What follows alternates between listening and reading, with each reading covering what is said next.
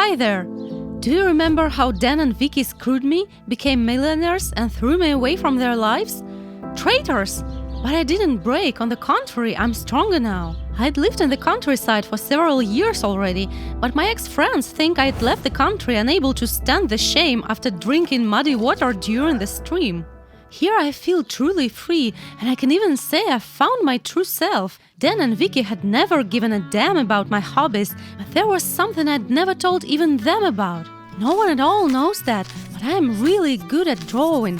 After everything that had happened, I decided to change my life dramatically and turn this hobby into a job. I'd been drawing much since I was a little girl, and gradually I became better and better in it. Then I took some courses and got a job offer, so I became a designer.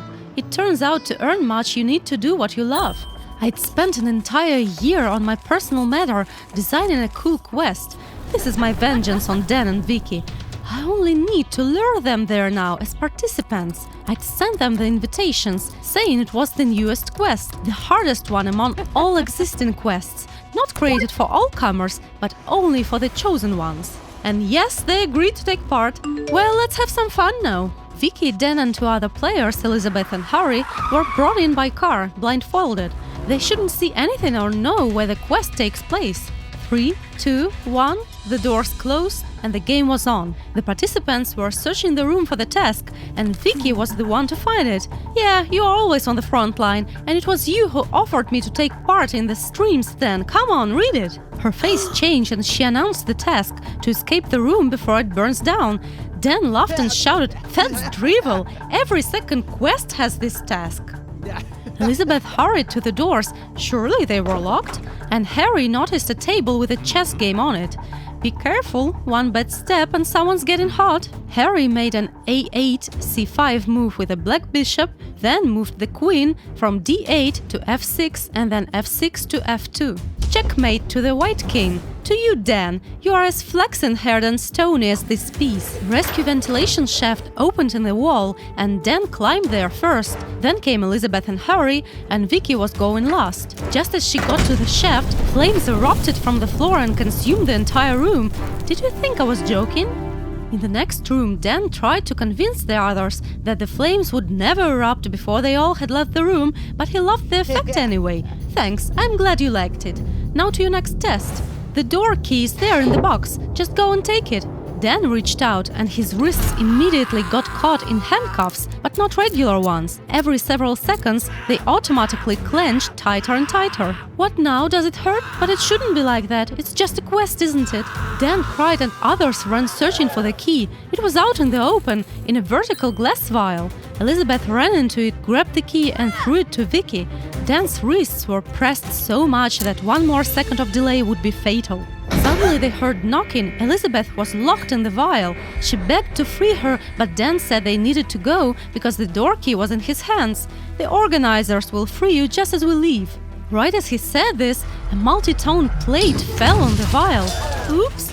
Have you understood it's all for real now? All three of them panicked and asked to stop the game. Well, now it's my turn. A screen switched on, and I addressed the players. Hi. The game is on, but you still don't know the rules. Only one of you survives. Dan and Vicky didn't recognize me as I wore a mask and my voice was distorted with a filter. Harry rushed to the next door in horror, shouting, "We need to get out of here! We were abducted by maniacs!" Others followed. Well, now you're in another trap. The elevator is malfunctioned. It dropped with the victims shouting at the top of their lungs, but stopped in 5 meters. Dan cried they needed to climb into the elevator shaft and climbed out first. Vicky followed him, and right then the elevator tilted, creaked and fell down. In several seconds it was over, leaving only 2 participants. Dan and Vicky climbed the stairs to a room and begged to stop the game. The screen switched on once again, and I said, "That's impossible. Wealthy people are paying for this, and they need a good show.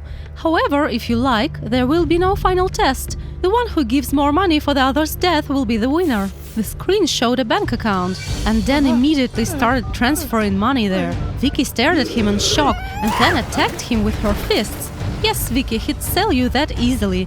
In several minutes they had both transferred all of their money to that account, willing the other to be the victim. That's a shame. You couldn't break the bid, so brace yourselves. 5, 4, 3, 2, 1. They screamed in horror and covered their heads with their hands. Surprise! I appeared in the room with my new friends, Harry and Elizabeth.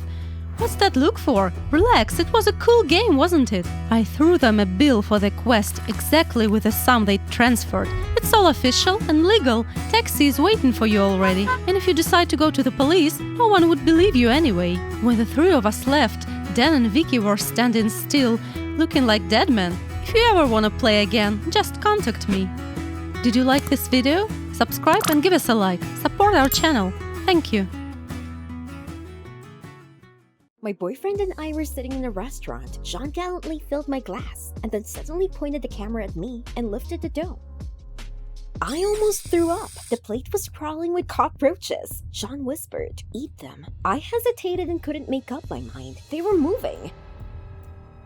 And suddenly the woman at the next table, seeing the cockroaches, screamed. We were immediately captured by the guards. I tried to pull away, and John was yelling that I'd ruined a prank. At this rate, I would never save up for my mom's treatment. A lump rose in my throat. After my dad cheated on my mom, she started having heart problems. Now she needed an expensive surgery. I was the only one who could help. I took any part-time job, but it wasn't enough. That all changed when I met John in college. He was the most popular guy in our year. All the girls were crazy about him. But John chose me. We had a relationship like in the movies. Even when John found out about my situation, he did not turn away, but offered to shoot pranks with him. If we became well-known bloggers, money would flow. Since then, we had been constantly shooting for TikTok and YouTube. We wrapped toilet paper around the campus or put rats in the chemistry room. It was terrible, but John kept saying it was all for popularity. In the end, I always agreed with him. Once we even dressed up as homeless people and went to a jewelry store. The seller tried to serve us, but then got angry. We barely got away from the cops, which she called. After this prank, we were massively subscribed to. The audience liked it. Soon I had my first money.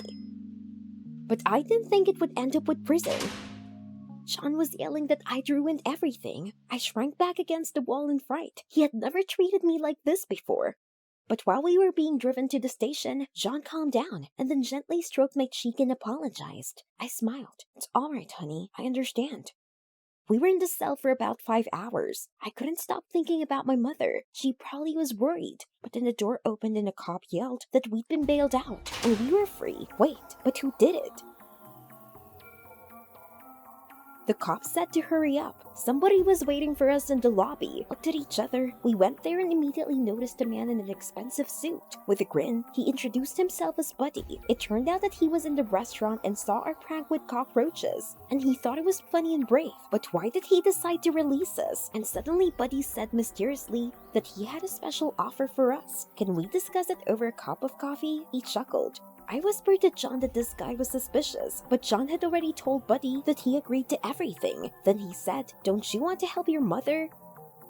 We went to a coffee shop nearby. Buddy gave us an arrogant look that sent a chill down my spine and said he was planning a huge prank. It turned out that he had been following our channel for a long time and realized that we were a perfect match.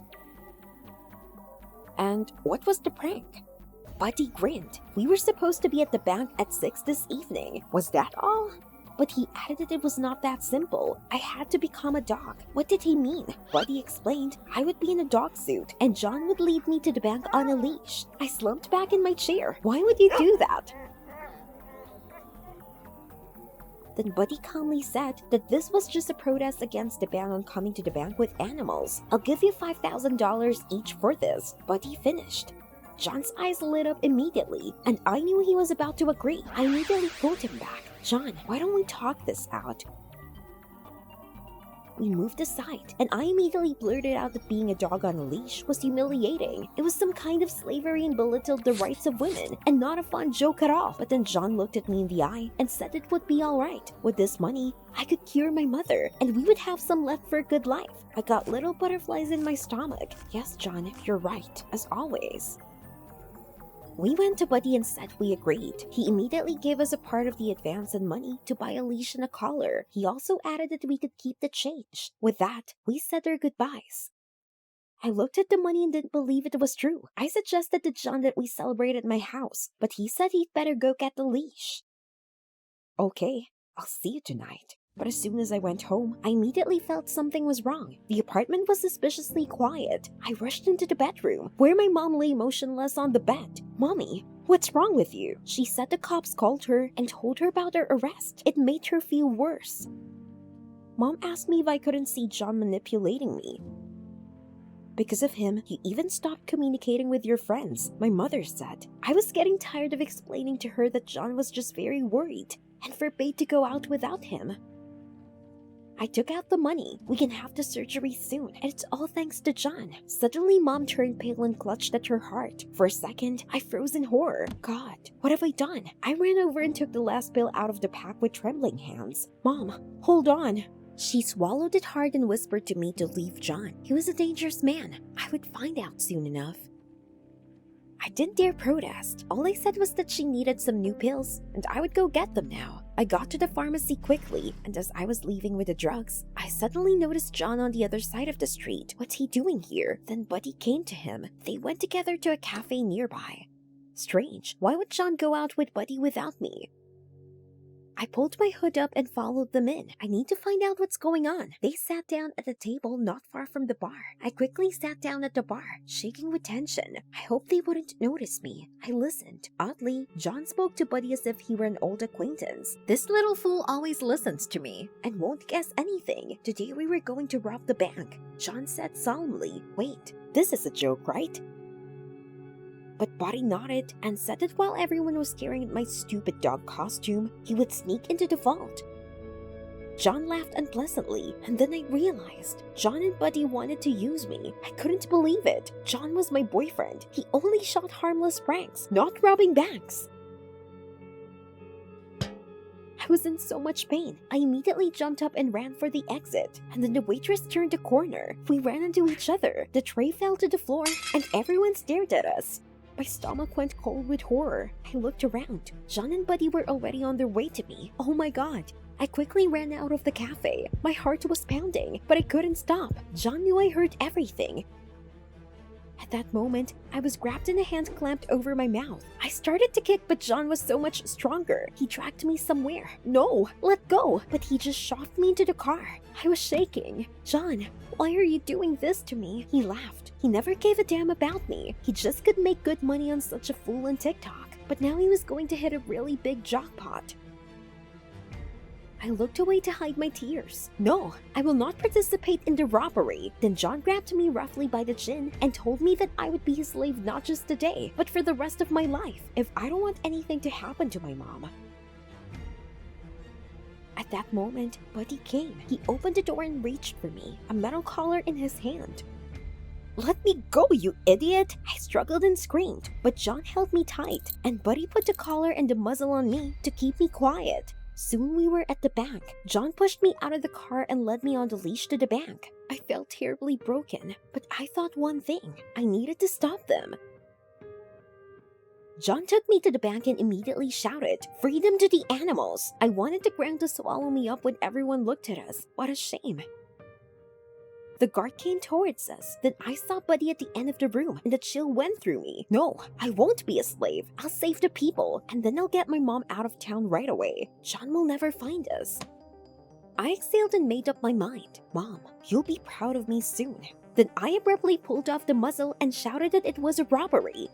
I hoped that Buddy would be captured immediately, but instead there was a commotion. The guards looked around in confusion. "Come on, catch the robber!" But suddenly they grabbed us and dragged us to the exit. "No, you don't understand. Buddy is the robber. He's there." But the guards wouldn't listen. At that moment, Buddy, who was lurking at the cash register, gave a smug wink. John hissed that I'd messed it up again. No way. I stepped hard on the guard's foot, and he let me go for a second. That was enough. I immediately rushed back. Buddy was already threatening the terrified employee, and she was putting money in his bag. "You will answer for everything." I ran up and jumped on his back. I needed to give time for the employee to call the police. Buddy tried to throw me off, but I held on tight. But suddenly Buddy spun around, and I fell to the floor and hit my head. The last thing I heard was the sound of police sirens. I woke up with a terrible headache. I looked around and realized that I was in a hospital room. My God, John was sitting on the next bunk. Looking at me straight, he told me that Buddy was behind bars and that we were considered heroes. Suddenly, John leapt up to me and pinned me against the wall. He hissed at me not to turn him in. I remembered what he said, didn't I? Of course, and threats and blackmail. I was John's plaything from the start, but I had to get stronger to understand that. Instantly, I grabbed a leash and wrapped it around John's arms. He didn't even have time to recover. Security, over here! I'm not John's doggy anymore, and I won't let somebody push me around. A month later, John was put in jail. He glared at me all through the trial, but I was calm. The fear of John was gone, as was the love. And then, on the city day, I got a bonus for helping the police. My mom was so proud of me. The money was enough for the surgery, and now I was calm. I remember the story with a smile now. I learned not to be manipulated and to rely only on myself. And once again, I was convinced that honesty is the main thing of wealth. Did you like the video? Subscribe and like it. Support the channel. Thank you.